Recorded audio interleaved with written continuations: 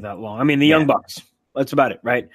So to me, like if you're Ring of Honor and you have guys like and you have the Briscoe brothers, who the Briscoe brothers are amazing as a tag team, and Jay Briscoe just as great as a solo guy. Mark Briscoe, no disrespect to him, I don't see him in the world title picture. You throw Mark Briscoe in the TV title picture. Those are guys that are not going to go anywhere. You can trust. You give them 20 minutes, you give them 40 minutes, they're going to give you matches. And that's what kind of Ring of Honor, that's the mindset Ring of Honor has to have. They had that with the Young Bucks, but you know what? Cody, you didn't get that with Cody. Cody could definitely talking to the building, but when it came time to have a 20-minute match, a 15-minute, when he wrestled Omega, it was okay at best, but you expect a lot more from that based upon Omega's track record, you know? And here's another hot take, and I like him as a professional wrestler, don't get me wrong, but you're not going to be able to, and tell me if you agree with me, you're not going to be able to build the company around a guy like Dalton Castle. True or false? I don't know that he's a guy that you would build around. He definitely had a lot of momentum, I think, in terms of his popularity when he came to Ring of Honor. And he definitely was on a very upward trajectory for a long period of time, and he got to a certain level. I'm not sure that he can carry the company for a long term or be a long-term main event guy. He had his run with the championship. I thought he did fine, but he got it banged up. He got injured. Jay Lethal to me is still their main event guy. Like the face of Ring of Honor really is Jay Lethal, because he's been there for so long and had so much success. Correct. To me, Jay Lethal, build the company around Jay Lethal, not around Jay Lethal. Let Jay Lethal do what Jay Lethal does, and that's put on amazing matches, right? But now with the Cody gone, with the Bucks gone, there are these, I guess you could say, these tiers, right? So who can they put in those spots, and who can they, you have a lot of new faces, and you have a lot of faces of guys that have been there that they haven't necessarily had that opportunity. Like you and I mentioned, Shane Taylor. Dude, Shane Taylor he's killing it. And Shane Taylor is one of those guys in Ring of Honor that, I mean, his gimmick when he was with Keith Lee, they were the Pretty Boy Killers, and then Shane Taylor kind of went off and do more of a solo thing. And now Shane Taylor's had a good run in the beginning of the card in the TV title picture. He's a guy, if I was Ring of Honor, I would say put a mouthpiece with him, because he could do everything in the ring, let somebody talk for him, and Shane Taylor, he can work a 15, 20-minute match. These are guys that, the guys that you could trust, and the guys that can work, and the guys that are going to be signed with you long-term, because you have to make sure these guys are with you long-term. And those are the guys that have to have important storylines. Now, does that mean getting rid of Delirious? I don't know. I don't know if Delirious is going to be the answer to the booking, although I did see that Joey Mercury came back last weekend. True? I did read that. I read that he came back as a producer for them. I believe also that, well, at least if you believe the internet dirt sheets or whatever they may be called, that BJ Whitmer was acting in a producer role for them, and he's left potentially to work with AEW. So if that's the case, I mean, Delirious has been the booker for a long time. Oh no, Delirious has been the booker for a while, I believe there. And I don't know. I mean, I think also with some of these guys, if you're gonna try to want to lock them up long term, which I totally agree with. But if you're one of these guys, like say like a Silas Young, who I think just re-upped there for a few years, like how long do you want to commit to Ring of Honor, right? Do you want to do short-term deals like 1 to 2 years and see what your opportunities are like, after that, whether you can go to NXT or AEW or just want to be kind of on the independent scene?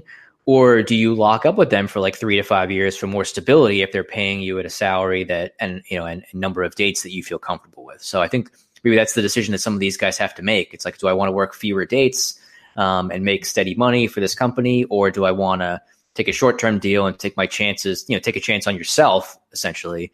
And, where am I going to be a year or two from now? I feel like I'm going to be in a better spot where I'm either going to make more money here or I'm going to go make more money elsewhere. Yeah, I mean, even if they lock them up for a year, to me, that's still a year. It's kind of like a test phase. You try these guys out for a year, because I'll tell you right now, just looking at the roster, you have young guys that if you lock up for 3 years, you will get your money back and then some. A guy like Brody King, a different look. He's a monster. He's a stud.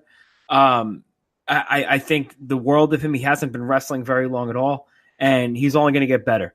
A guy like Mark Haskins. I'm probably the biggest Mark Haskins fan in the world, man. I loved everything he was doing in Progress. For Ring of Honor to snatch him up the way that they were able to do, I think that's huge. I think, especially if they brought over Vicky Haskins, which I believe they did. I still don't know. Is that true? I think so. I don't know. I don't have to confirm on that, but yeah, I believe that she did. She is coming along with him. Mark Haskins and Vicky Haskins together, man. What a great team. Then you have like other guys, like you got mentioned, a guy like Bandito. I like Bandito a lot. Which reminded me, Honor Reign Supreme was last weekend. Were you able to watch the whole thing? I watched most of it. I saw it was on Sunday night, I believe, the 13th, but I saw most of it. Also Luchasaurus. I don't know if you've ever seen him wrestle before. Have you ever seen any of Luchasaurus's work outside of Ring of Honor? I have not brushed up on my Luchasaurus matches previous to last week. Beast, man. I'm going to send you him versus Josh Briggs. Luchasaurus is awesome. He's a big dude. He's like a better version of Punisher Martinez. It's the best way I could describe him. Okay, I thought, is he more like, so he's like, is he better than Brodus Clay? If Brodus Clay's character, the Funkasaurus, were to go on DDP Yoga and hang out with Super Callow for 2 years, he'd be Luchasaurus. Okay, that sounds like something I'd want to watch. So yeah, it's good booking. Jeff Cobb, another guy you could build the world around. Jeff Cobb, and like you said, the Kenny Kings of the world and the Silas Youngs, they have all the guys in place to do the right thing. We just need some little more creative storytelling. We're not going to have the Young Bucks telling stories through their YouTube anymore. We're not going to have the Young Bucks and Cody doing Delirious's job for him. Now it's up to the Ring of Honor booking committee to give us compelling stories that people are going to be invested in. And that's what I think is going to be the toughest task. Now, one thing I was reading, and I don't want to get into spoilers too much, but one thing sweet mercy. Look at this Jimmy spoiler pants over here. Easy, that big guy. Easy. That's good. Just reading some of the reports from over the weekend, and I think all the news got out, was that there was this new stable that was formed, and there's a lot of people in it, so I don't think I'm even going to try to rattle off all the names. But it was led by Juice Robinson and Mark Haskins and a few other folks, and I believe the name of the stable is called Lifeblood. And their goal, I guess, is to bring honor back to Ring of Honor or something of that sort. I guess we'll have to see how it plays out on television. So maybe that's awesome. This is the true story. This is the first I'm hearing about this, and this sounds awesome. But continue. So maybe that's just a sign of, or an indication of, they're going to kind of go back to like what you're saying of more, not that the Bucks and Cody and Paige were not focused on wrestling, but I think they were doing like all these, storylines outside of Ring of Honor that were on their YouTube show, and they would bring those elements into the Ring of Honor television product and on the pay-per-views and things like that. Whereas now that's not the picture anymore. And it's going to, like you said, it's going to force the booking committee or Delirious or whoever is in charge of writing these shows to come up with more focused storylines for the performers they want to showcase. And maybe a stable like that, the formation of Villain Enterprises, those types of things are going to kind of drive them towards more, different kinds of feuds or things that are focused around different types of stuff. You could start doing this. Check it out. This is for you. Ready? PCO, because he's your new guy. I know how much you love PCO. Listen, if people didn't watch Honor Reigns Supreme, they should watch the Villain Enterprises 6-man tag match, because PCO was taking some bumps, as they call it in the business, that were quite dangerous looking, including a Canadian destroyer from Silas Young on the ring apron, which I think only caught about 5% of the ring apron. Yeah, which caught, and that 5% split PCO's head down the middle because it caught him right on the top. You're exactly right with what you said about Villain Enterprises. This Life's Blood group faction, if you will. I don't know who's in it, but it sounds great.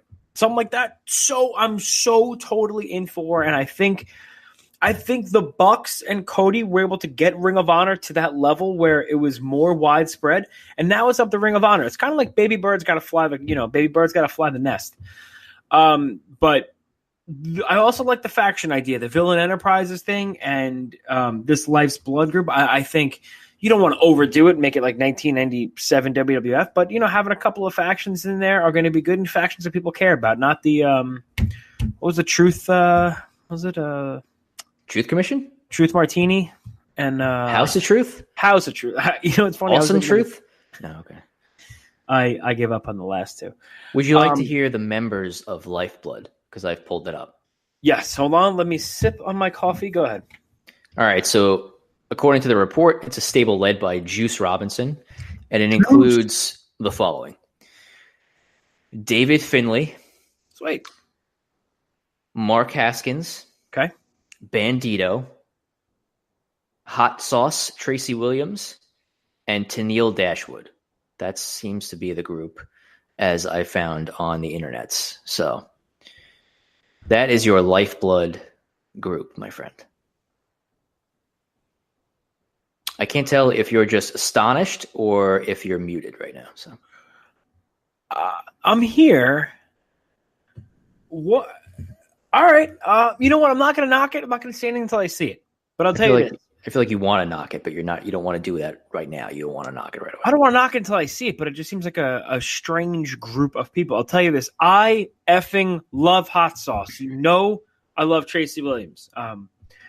I love Tennille Dashwood. And Bandito, I like Bandito a lot. I haven't seen enough of him to say that I love him, but I will tell you, his match with PJ Black, not the best match I'd ever seen, Joe. Let me ask you this. Has our photo with Tennille Dashwood made it onto any social medias yet? Of course it has.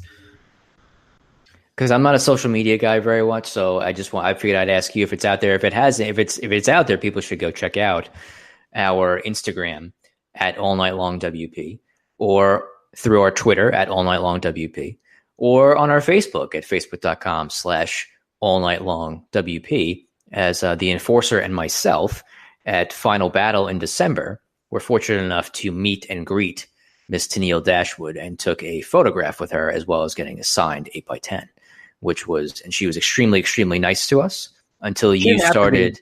Until you started dogging me in front of her, in which case she lashed onto right away, but I can't blame her. But she was very, very nice. Hold on, dogging you. We don't need to rehash this. Let's rehash it. No, there's no need for that. But so that should be available on our social media for everybody to check out if they want to go and maybe give us a follow on any of those social media platforms. You're talking about the business card. Is that what you're talking about? I mean, no, she took the business card. She was cool with that. I think you were mocking. I remember being mocked. That's what I remember in front of her table. You weren't mocked. She said she loved the over as duck, and I put myself over. Yeah, right. Yeah, you put yourself over. I didn't. I'm not mocking you. I'm putting myself. You put yourself over. Right. Okay. Yeah, it's very 91 Warrior-ish. That's what I did. I was going to say Bret Hart, but that's fine. No, if that was the case, she would just call me the best there is, the best there was, and the best there ever will be. Anyway, why would we go there? Why would you have to take a turn we're going here and you just veered off? I was just letting everybody know about our Tennille Dashwood meeting. So if they want to check out our social media at all the locations that I mentioned, they should feel free to do that because she was very, very nice. We appreciate Tennille and her time. Yeah, that was really nice for her to do, and that was true. And I keep forgetting about Zack Sabre Jr. too, because I don't know what kind of deal Zack Sabre has.